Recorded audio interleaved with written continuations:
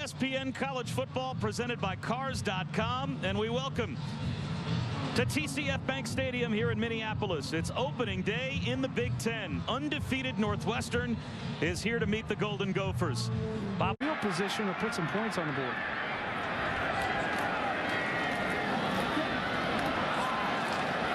Maybe a yard for DeJuan Bennett. The ball pops out. A flag down. It's loose in the end zone, and it looks like Northwestern has it.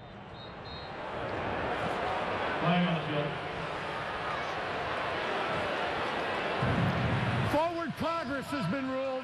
Second down. They're going to rule that forward progress was stopped and that they had blown the whistle and the play was dead before the ball came out. But I don't know. It looked like he was still fighting for yardage and still gaining. The ball's still in right there. I guess they blew the whistle dead there, and then the ball comes out after the fact. That's not reviewable because that's a normally plays defensive tackle, and there is an offensive lineman. And another scene for Eskridge. Out to about the 18-yard line. Brandon Kirksey is a great story. That's a hint. Little bubble screen to the near side to Gray. And Marquise Gray, the backup quarterback, is the leading receiver for Minnesota. And he's got a first down out near midfield. Flag down. I think they're going to get the left tackle, Ed Olson, for an illegal block on the edge. It's a tripping call.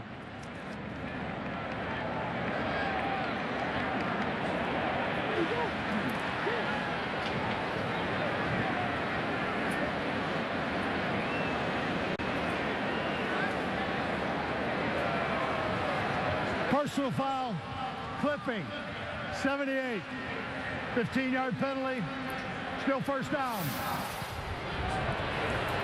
He can roll. You'll see he'll be coming in from the right, and when you're, it's a tough duty to ask an offensive tackle to come out and make a block, but you can't go low and you can't go from behind there. That's a dangerous block, and lucky that didn't get injured on that play. That's Ryan Orton, who's playing left tackle for Ed Olson right now.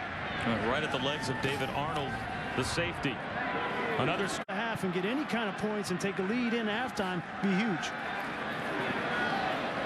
Weber, long throw to the sideline, and he's got McKnight. Down the sideline goes DeJuan McKnight, and he's out of bounds inside the Northwestern 25.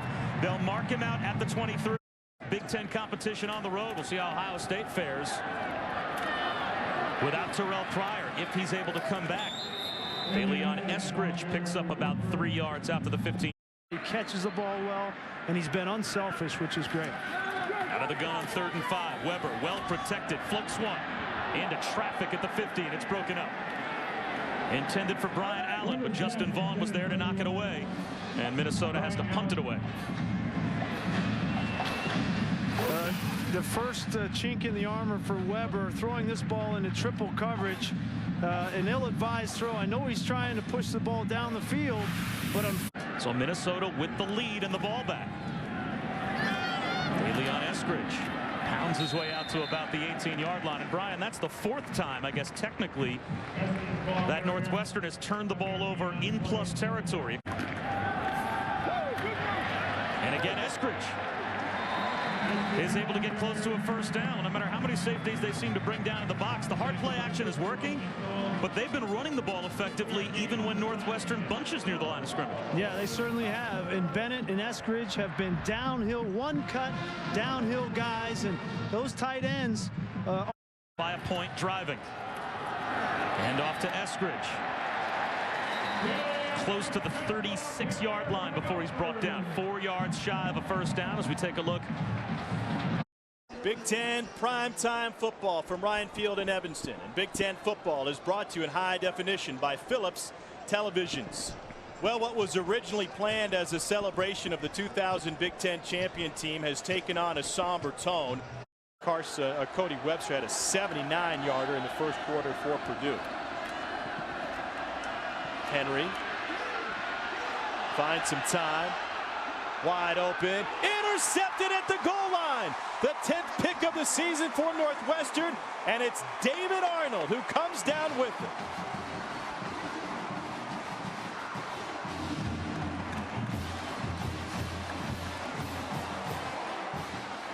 got to be honest with you. There's a lot wrong with this pass from Rob Henry. Both the decision and the throw. When you've got this much time in the pocket, you've got a long time to think about it. And his wide receiver was streaking free. Had every opportunity to deliver this football on the post route to O.J. Ross earlier in the route, but didn't get the football out of his hands. So the 10th takeaway, 10th pick for North and Carlos in the game at running backs. Henry will roll the pocket, fires a dart complete for a gain of 9. Time now to check back in with Mike Hankwitz. Told us yesterday, he said, we just don't want to sit in zone all day. We've got to be able to mix it up. That's what they were able to do against Adam Weber in Minnesota numerous times last week. In with the absolute latest on both these teams. Let's go down to Carissa Thompson. Well, guys, as you mentioned, these teams obviously very similar offensively, also very similar in their concern over red zone deficiencies. Northwestern is 9th in this category in the conference. Is aided in that. No timeouts for the Hoosiers. Chappell. Complete. Terrence Turner has it. Across the 50 to the 40-yard line.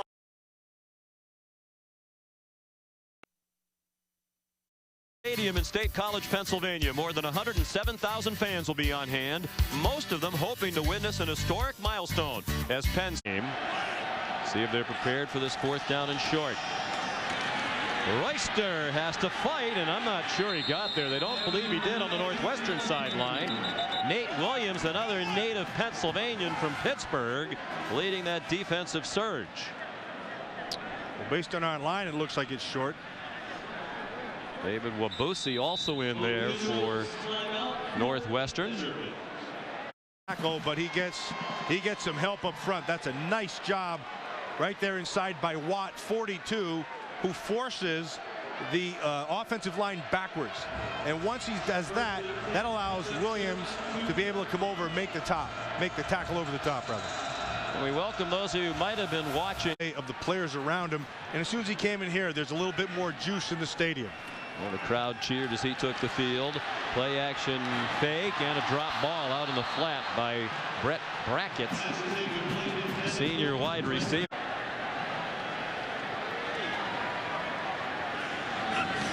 Second and 25. Penn State's the least penalized team in the conference. Screen for the fullback, Suey. He's back to the 37-yard line, still 8. Sean.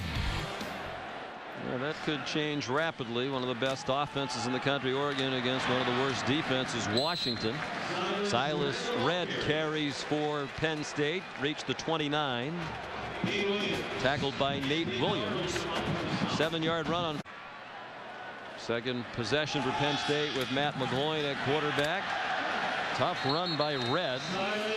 Earned the first down and then got belted to the deck at the 34-yard line.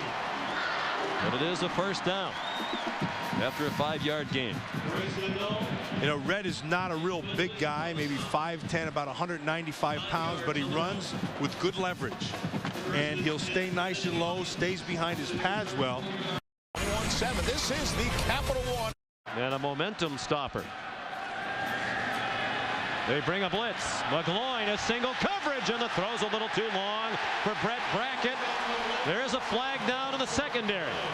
David Arnold, a backup safety, in there in a nickel and dime situation, was running with Brackett. Pass interference, number 32, defense. 15-yard, previous spot for the automatic first down. Well, it's Arnold, the former linebacker, who's moved to safety. Guilty of the pass interference. Yeah, and that's one of the, and you can see he grabbed his arm right there, but that's one of the matchups that they wanted to get. Brackett with his athleticism versus the safeties here of Northwestern. And you mentioned they had to change Arnold from a backer to a safety, and that's a tough position for a guy to play in space. Arnold's also missed 4 games this year with a foot injury. All 20 yards and penalties against Northwestern in the second half. Foot injury. All 20 yards and penalties against Northwestern in the second half. Now back to the run. Royster stayed on his feet. and got 7 yards when it looked like he'd be dropped for a loss. David Arnold the tackle. Back to New York. Robert Flores, the Sports Center right now. Up. Chris, Buckeye fans paying close attention to this one as we welcome you to college football on ESPN, presented by Cars.com. Like Ohio State, Iowa trying to keep Big Ten. ABC 3:30 game as well next Saturday, as Stanzi finds McNutt on first down, and he's near the first down marker at the 30. Iowa, one of 4 teams in the Big Ten with 1 loss. Still a chance at a Big Ten championship. Robinson breaks free at the 45, cuts outside. Robinson finally knocked out at the 42 of Northwestern. Watch Ferentz, number 53, the coach's son, get a good job, and on a scoop block, seal off the backside, and Adam Robinson does what he does best, making people miss and get every... 3rd and 3, under a minute to go here in the half. And Robinson grabbed at the ankles. Vince Brown comes in there and makes the play at the feet of the running back, Adam Robinson, and his teammates come hit him high. Clock is stopped for 4th down. You know, chances are Northwestern's not going to get anything out of it. Maybe going into the win, Northwestern, if they get the ball back.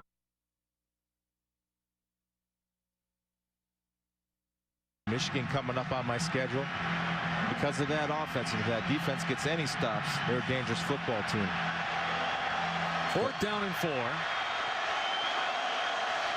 Bobcats coming after Stanzi, and Stanzi has his tight end Reisner wide open inside the 15-yard line.